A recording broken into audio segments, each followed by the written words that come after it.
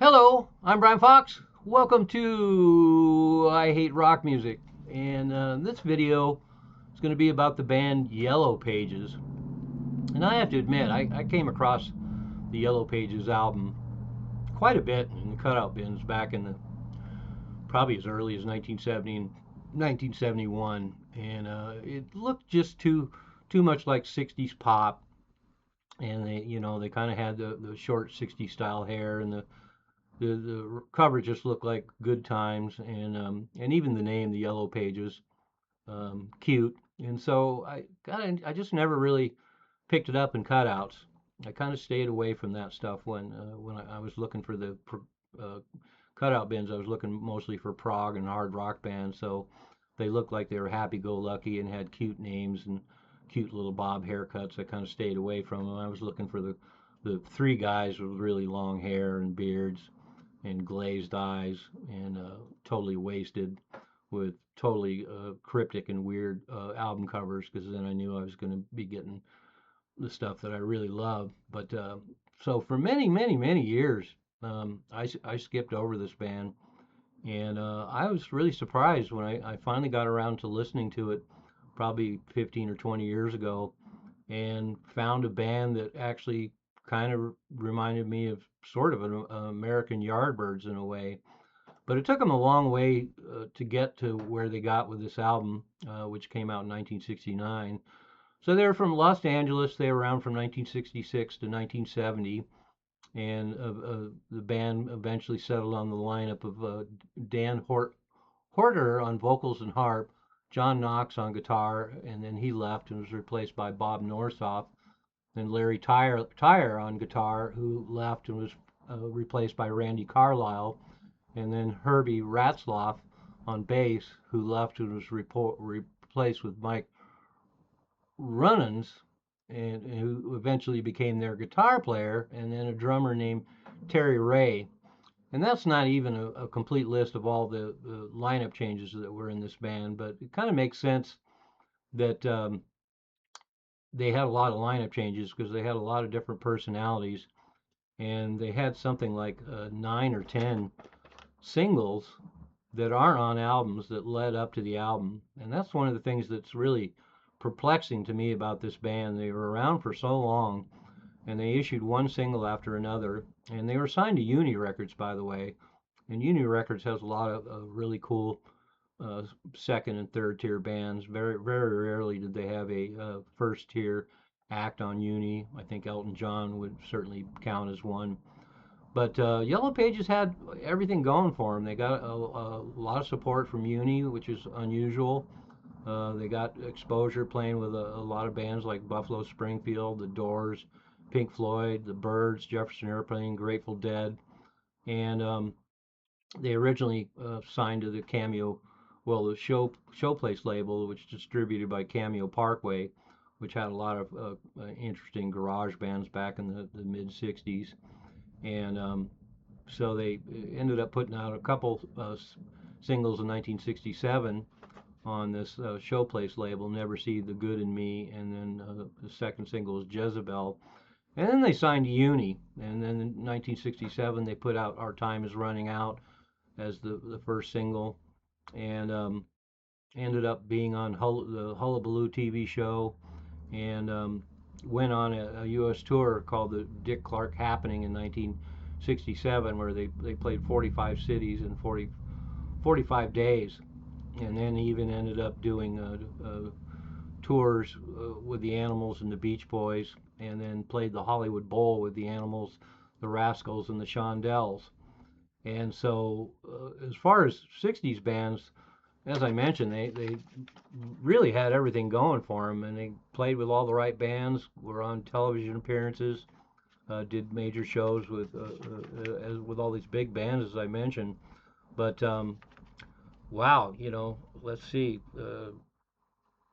15 songs on singles, roughly about 9 singles, 15 songs that are on any LPs. And I'll post a playlist below that has all the non-LP singles on them, but they really run the gamut.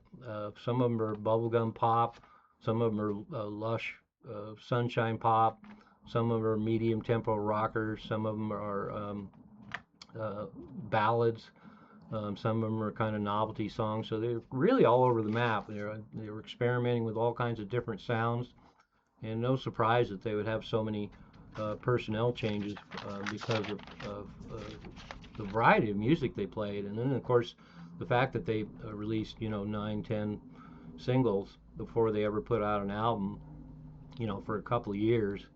It makes sense that a lot of people would be coming and going, and that includes being on American Bandstand, and then we're on an NBC show called The Name of the Game, and then they started doing commercials for AT&T, and I guess that's when their credibility took a dive, selling out to the man, even in 1969. And unfortunately, they were recording a second album in 1970, and then they broke up, and it's really too bad they broke up in 1970 because the singles really gave you no indication of what might happen, but it's kind of nice that they waited in a way. It would have been nice to have an album in 67 or 68 with all their variety of styles because it's all over the map, but it's generally pretty good quality. Not the stuff that really lights a fire under my butt, but generally a lot of quality, and some of them are really good. Some of them are really great pop songs. There's a couple of really good rockers. You can decide for yourself if you want to check out that playlist and check out all the singles that they recorded. But boy, then they get to 1969. And of course, a lot was happening in music in 1969, and they decided to get with the program, and they recorded Volume One by the Yellow Pages, released in 1969. And it's a great record. It's got kind of early version of American kind of garage band hard rock, and they do a pretty convincing version. And Dan Hortner's a cool singer and has really cool phrasing, and the guitar work's really solid. It's recorded really well. The rhythm section's pretty strong, and a lot of good melodies. And the arrangements are simple but effective and reasonably intelligent, and a lot of good dynamics. And so in this case, I will go through the songs on the album. I haven't been doing that with a lot of the videos I've been doing lately because a lot of these bands, every song is great, and there's not much to say other than check it out. But in the case of this record, I think it's all really great, but just because there's so much variety, I feel like going through the record a little bit more. So it starts off with a song called The Two of Us, which is a real solid rocker with some really nice guitar work, nice wah-wah work, and a really great song. Then the second song is Little Woman. Starts off with some acoustic and some congas, and then the drums come in, and the drums are really solid. He's a really good drummer, and as I mentioned, the recording is really good, so you can really hear what he's doing. And then the riffs are really good, and again, the wah-wah guitar comes in, and the solo work and the rhythm guitar work is just excellent, and just a really solid band. And the third song is called Friends. Once again, it basically starts out acoustic, a little slower tempo, and then add some electric guitar work to it. So a really nice balance between the acoustic and electric guitar. And then the fourth song is Boogie Woogie Boy, which is what the title says it is. It's a boogie woogie song, and it's kind of a novelty in a way, but breaks up the album nicely. It's a little lighter than some of the other stuff, but it works really well. And then the fifth song is Crowd Pleaser, which is an excellent rocker. The guitars are overdubbed 3 times, and the drums are really solid. And so they keep upping the ante a little bit. I think the wah-wah work, the guitar work in general, is really striking. And when they add the overdubs, it really adds to the fullness of the record and really makes it a nice guitar record. And ultimately, I'm usually after that. I want to hear some great guitars, and this record has them. So by the time you get to the sixth song, Moonfire, it's acoustic with nice harmonies, really cool arrangement, nice once again, slower tempo song. And then they wrap it up with the last three songs, Devil Woman, which is, again, a total rocker with a killer riff. The drums are excellent, lots of guitar overdubs. And that's when I start thinking they remind me of an American Yardbirds in a way. This singer is actually a little better than Keith Relf, to be honest. But once they start getting into these two and three guitar overdubs and these basic rockers, um, it definitely gives me that Yardbirds vibe. Not the least of which is they finish up the album with "I'm a Man" slash "Here It Is," which is a total ripper, and it even has a drum solo in it. But boy, if you want to hear the Yardbirds connection, check out that last song, "I'm a Man." They really rip it up, and they actually put that out as a single, which was a good choice. Although pretty much any of the songs on this record would have made a great single. And then the second last song is an acoustic ballad. They actually pull that off pretty well. "Never Put Away My Love for You," and that's more reminiscent of a lot of the stuff that they did on the singles. And so anyway, pretty perplexing band for me. I've never really seen a case where a band uh, put out that many singles. I mean, there's certainly bands that put out a number of singles before they put out an album, and put out non-LP singles before they put out an album. But this is truly astonishing.